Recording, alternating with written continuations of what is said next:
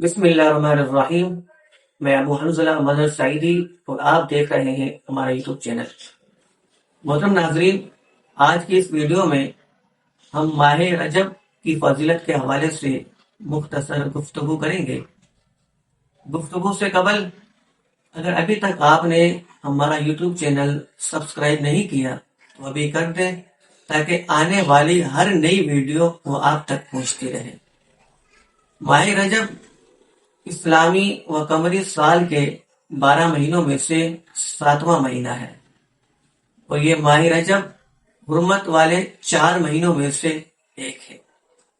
حضرت انس رضی اللہ تعالی عنہ سے روایت ہے، آپ فرماتے ہیں کہ جب نبی کریم صلی اللہ علیہ وسلم ماہ رجب کا چاند دیکھتے تو یوں دعا مانگتے: اللہم بارک لنا فی رجب و شعبان وبلغنا رمضان۔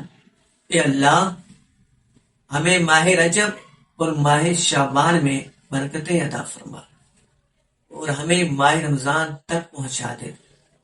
سبحان اللہ۔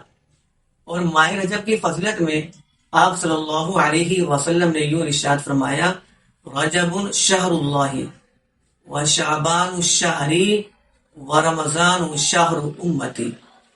رجب اللہ کا مہینہ ہے اور شعبان میرا مہینہ اور ماہ رمضان میری امت کا مہینہ ہے۔ سبحان اللہ۔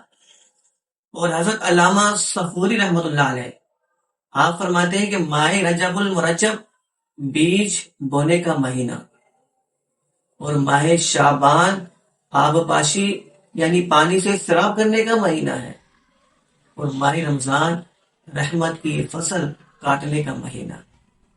تو آپ فرماتے ہیں کہ جو ماہ رجب میں عبادت کا بیج نہ بوئے اور ماہ شعبان میں آنسوؤں کے ذریعے اسے سیراب نہ کرے تو پھر وہ ماہ رمضان میں رحمت کی فصل کیوں کر کاٹ سکے گا۔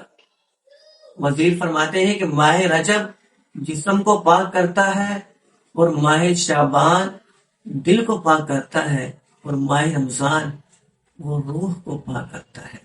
سبحان اللہ۔